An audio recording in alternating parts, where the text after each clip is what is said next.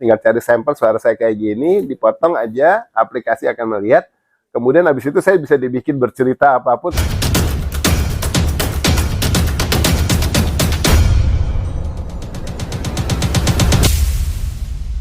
Ini aja Kang, kalau mau beres, saya butuh 2,5 miliar. Tapi kan itu bukan anak saya. Buktinya udah jelas kan? Kita juga udah buat perjanjian sebelumnya. Udah ada hitam di atas putih, semuanya sudah dibereskan dari dulu. Ya udah, kalau gitu kita tes DNA aja, biar semuanya jelas. Urusan ini kan udah jelas. Tes DNA itu buat apa lagi? Bapaknya juga udah ngaku bukti ada, semuanya terang. Kamu cuma mau bikin ribut. Kalau bener bukan anak Akang, terus kenapa takut tes DNA? Ini bukan soal takut atau nggak takut. Situasinya lagi panas, semua mata lagi lihat ke saya. Jadi kita tenangin dulu biar semuanya reda. Nanti kalau waktunya tepat kita ketemu dan selesaikan baik-baik. Pokoknya gini Kang, kalau duitnya nggak masuk minggu ini, ya maaf aja, aku bakal spill satu-satu buktinya tiap hari. Ini udah pemerasan namanya. Kamu main ancam, main tekan, ini nggak bener. Ih, masa bodoh lah.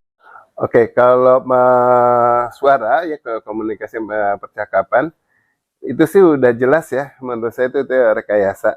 Komunikasinya itu rekayasa karena dari dialog yang tercipta saja itu terekamnya seolah-olah potongan. Tapi potongannya itu dari suatu kalimat yang lengkap. Kalau potongan itu misalnya orang lagi bicara, kemudian semakin memanas, akhirnya kemudian salah satu melakukan perekaman, maka lagi ngobrol di sini, atau kemudian itu dia direkam potongan suaranya. Ini enggak. Sejak konten itu dimulai, langsung ada mulai kata-kata pertamanya, gitu ya, dan situ selanjutnya, gitu. Nah, kalau dari yang tersebar, itu udah jelas, jadi dialognya itu adalah kayak semacam upaya untuk melakukan framing. Ya, plotnya sangat dibikin jelas. Plot dibikin untuk melakukan framing agar masyarakat bisa berpendapat atas sesuatu. Framing itu adalah mengarahkan masyarakat untuk beropini sesuatu. Nah, kalau plotnya jelas dari awal langsung hanya ada pembicaraan adalah pihak yang suara wanita itu meminta sebesar sekian, ya uang sebesar sekian, dan kemudian dia pokoknya hanya concern ke situ. Hanya untuk meminta, tidak bilang bahwa ini untuk pertanggungan anak, pertanggungjawaban, dan kemudian lain sebagainya, enggak. Dan kemudian pihak prianya mengutarakan suatu kata-kata bahwa dia itu merasa sebagai orang yang sudah diperas. Nah, ini namanya plotting. Plotting yang satu ngomong situ, kemudian yang ini mengatakan bahwa ini sudah diperas. Kemudian yang satu lagi yang pria mengatakan bahwa sudah ada perjanjian. Ini juga satu plotting. Ya, karena padahal tidak ada urusannya sama hubungannya sama diskusi ini. Tetapi ada suatu plotting mau mengatakan adanya suatu perjanjian, entah suatu perjanjian apa. Kemudian dibilang juga sudah ada pria lain, ya, tetapi pria lainnya juga tidak disebutkan siapa. Namanya komunikasi lagi berdua, kalau sudah ada perjanjian dan kemudian ada pihak lain, pasti yang namanya komunikasi pribadi, yang satu akan ngomong, kan si Anu udah dibilang bahwa itu adalah bapaknya dan lain sebagainya. Tapi ini enggak, kalau di sini hanya sebagai suatu kata-kata yang sifatnya umum. Nah, itu udah jelas yang namanya plotting itu seperti itu. Komunikasinya itu sangat jelas banget, pokoknya soal meminta uang. Kemudian yang satu pria seolah merasa tertekan, merasa sekarang lagi posisi yang tertekan oleh publik, dan kemudian yang berikutnya lagi adalah yang satu tetap wanita tetap meminta uang, melakukan pemerasan, dan kalau tidak akan mulai ada ancaman untuk mengeluarkan suatu informasi yang lain, dan yang pria merasa diperas. Ya, nah di sini jadi kalau umpamanya ini ada satu ancaman akan diungkapkan beberapa dan kemudian satu bisa diperas, berarti bahwa dikesankan framingnya nanti ke arah bahwa si prianya ini sebetulnya mempunyai banyak kesalahan yang lain. Kenapa diminta duit kemudian nanti akan dibuka satu-satu, wah ini pemerasan. Padahal kalau umpamanya dibuka satu-satu silahkan, saya nggak melakukan apa-apa. Ya silahkan aja ungkapkan apapun, nggak ada melakukan apa-apa. Tetapi kalau umpamanya sudah akan dibongkar, kemudian nanti di sini merasa diperas, berarti kan ada satu rahasia-rahasia lain yang ditutup. Ya, ini yang namanya plotting. Ya, nah kalau framing itu sekedar mau mengarahkan kepada masyarakat nanti dia bisa berpendapat atas dari dialog cerita yang ada di sini. Oke.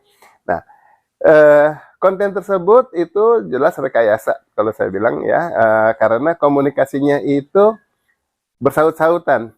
Ya, kayak anggaplah selalu ke media saya bilang ini kayak lagi stand up komedi. Misalnya nih, kamu apa kabar? Oh, kabar baik. Kabar baik. Gimana? Kamu dari mana? Oh, dari sini. Nah, bersaut-sautan. Padahal kalau yang namanya komunikasi, itu nggak berganti-gantian, yang ngobrol aja biasa. Langsung mungkin saring, ini belum selesai menjawab, ada tengah menjawab, langsung yang satu memotong, ya.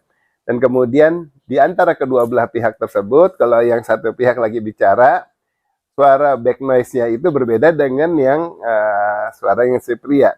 Tapi saat wanita bicara, noise-nya ada, tetapi pada saat si pria nggak bicara, noise-nya itu tidak ada. Nah, padahal kalau suatu komunikasi dua arah, mau yang satu lagi ngobrol, yang satu lagi dengerin, ini komunikasi dua arah tuh dua-dua mikrofonnya tetap aktif. Jadi kayak saya umpamanya dia di sini, saya ngomong, di belakang saya ada suara ayam, saya ngomong kepada orang gitu loh. Maka seorang itu saat dia lagi bicara, suara ayam akan tetap terdengar karena ada dari area yang saya. Kalau di situ ada suara kucing, yang di sana ada suara kucing, ada suara ayam. Nggak kemudian selagi yang satu ngomong kedengarannya suara kucing, yang di sini ngomong suara ayam misalnya kayak gitu. Itu kan sudah berganti-gantian. Nah, dalam konteks yang rekaman suara ini tidak sampai ada suara-suara binatang yang seperti saya contohkan gini, tetapi lebih secara digital. Kami langsung bisa mengetahui dari noise yang tercipta, walaupun kecil sekali noise, langsung kita tahu, oh ini satu potongan-potongan. Ya, jadi direkayasa. Nah, potongan-potongan itu juga mungkin misalnya ternyata ini orang yang bersangkut yang bicara, karena sifatnya potongan-potongan, berarti bisa disusun. Disusun sehingga melakukan suatu plotting tadi yang saya bilang. Sebagai contoh, kalau saya tanya, kamu akan pergi? Belum. Tapi kamu sudah makan? Sudah. Nah, itu tinggal dipotong-potong, nanti di sini kamu akan pergi. Sudah. Kamu sudah makan? Belum.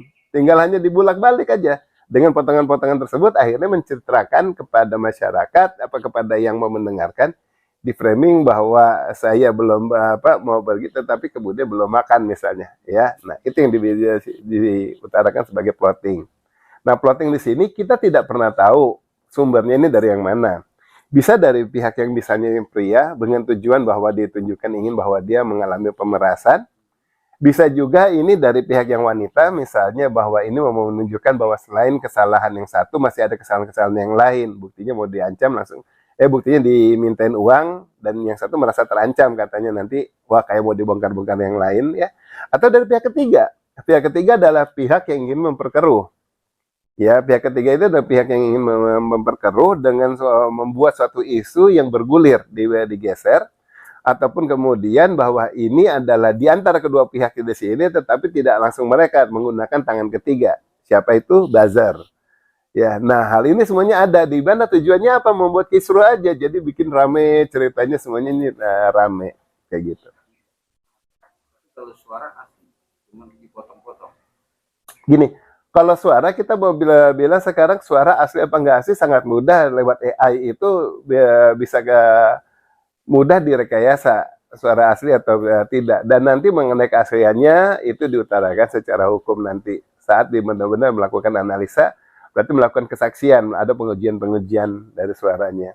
Kalau suara misalnya ada sekarang AI mudah banget, kita tinggal cari sampel suara saya kayak gini, dipotong aja, aplikasi akan melihat. Kemudian habis itu saya bisa dibikin bercerita apapun segala hal, seolah-olah itu suara saya. Banyak yang korban ya, kayak Jokowi, kemudian Najwa Shihab, siapa lagi, ada beberapa artis yang biasa sering tampil dan suaranya khas, itu digunakan untuk sampai akhirnya berjualan barang, jualan apa, itu kan benar-benar tidak pernah ada kata-kata itu, tetapi suaranya yang tampil adalah mirip. Kenapa bisa dilakukan itu? AI mengambil satu sampel saja, kemudian mengolahnya menjadi dengan frekuensi tertentu, ya intonasi tertentu, dialektika nggak murni, tetapi potongan-potongan dialektika, cara orang berbicaranya, gaya bicara, kemudian itu yang nanti diolah oleh AI. Bisa kayak gitu, tapi itu nanti melakukan penelitian lebih lanjut kalau udah mau dilihat asli apa enggaknya. Kalau untuk abang itu nada tinggi, nada turun, nada kesel itu bisa ya? Nada tinggi turun itu biasanya bisa terjadi kalau itu yang asli, ya tidak datar kayak gini di apapun ancamnya, di sini tetap intonasinya ini ngomongnya saja datar, ya tidak ada satu informasi misalnya suatu khususan, karena seseorang yang bicara pribadi dengan bicara di tempat umum biasanya berbeda, apalagi dengan orang yang misalnya pernah ada kedekatan sama orang yang hanya biasa-biasa saja, itu cara dialog orang berbeda. Tapi kalau komunikasi ini antara komunikasi orang biasa dengan saat lagi pidato atau lagi ngobrol ya sama aja suaranya kayak begitu aja yang kayak kelihatan. Itu biasanya terkesan AI, yang AI biasanya belum sampai bisa sampai mendetil seperti itu. Coba nggak cara analisa apa sih maksudnya untuk dugaan memotong-potong dan menyebar itu fungsinya apa? Oke, kita lihat dari transkrip yang ada. Ya, transkrip tadi jelas arahnya mau ditekankan, mau ditonjolkan bahwa si wanita bukan concern terhadap pengasuhan anak ataupun pertanggungjawaban. Tetapi concernnya adalah bagaimana bisa mendapatkan uang yang tidak bisa ditawar lagi, jumlahnya sudah ditentukan, sudah ditentukan. Ya, dan kemudian memberikan suatu batas waktu. Ya, sementara kalau dari yang pihak suara prianya menginformasikan adanya pernah adanya suatu perjanjian, dan kemudian adanya suatu pihak ketiga, dan kemudian adanya terkesan bahwa dia merasa tertekan dan kemudian diperas. Ya, nah ini diolah, digulir. Mau larinya kemana tergantung persepsi nanti yang mendengar. Namanya pendengar kita nih, publik sosial media kita, itu nggak pernah mau mendengarkan keseluruhan, hanya mendengar sepotong, berasumsi. Hanya mendengar gini, oh saya tahu udah arahnya kemana, padahal mendengarnya belum full. Itulah masyarakat kita. Dan itu dimanfaatkan oleh para buzzer, itu kemudian dia digunakan. Yang penting masyarakat udah dapat aja, ini seolah-olah ini cuma pemerasan. Nah, framingnya sudah pemerasan, wah ini si cewek mah bukan minta pertanggungjawaban, pemerasan, berarti jangan-jangan ini bukan terjadi, beneran apa enggak gitu. Ya, tetapi yang satu lagi merasa, wah ini sebetulnya ada lagi isu tambahan nih. Yang satu merasa terancam, kayaknya akan ada kebocoran-kebocoran yang lain akan lebih banyak terungkap. Itu juga yang ditangkap di masyarakat. Nah, dengan konteks yang dari sini, pola-pola seperti ini yang biasa dilakukan oleh buzzer sudah terbaca. Dalam kurun waktu yang begitu singkat, komunikasinya ini langsung hanya selesai. Ini ngomong minta uang sekian, pokoknya uang bunyinya saya sekian. Wah itu nggak bisa, dah selesai. Habis itu udah ngomongin soal yang rupiahnya, soal perjanjian. Udah selesai perjanjian, udah. Kemudian yang satu soal bahwa sedang tertekan. Nggak ada lagi kemudian diskusi lagi, misalnya ada debat perjanjian. Perjanjian apa? Umpamanya situ nggak perjanjian itu kan ini, itu. Nah, itu ya satu kalau yang namanya komunikasi yang sifatnya memang yang umum, yang normal, yang kemudian itu jadi akan terbentuk kepada masyarakat, ya, mengenai jalan ceritanya itu setelah melihat keseluruhan. Kalau ini udah jelas dibentuknya, dipotong-potongnya, itu yang saya bilang, makanya dia plotting kebaca, gayanya buzzernya itu kebaca. Tapi siapapun pihaknya ini, pelakunya siapa di belakang dari buzzer ini yang mengorder, apakah si pihak wanita, pihak pria, ataupun pihak yang lainnya lagi gitu.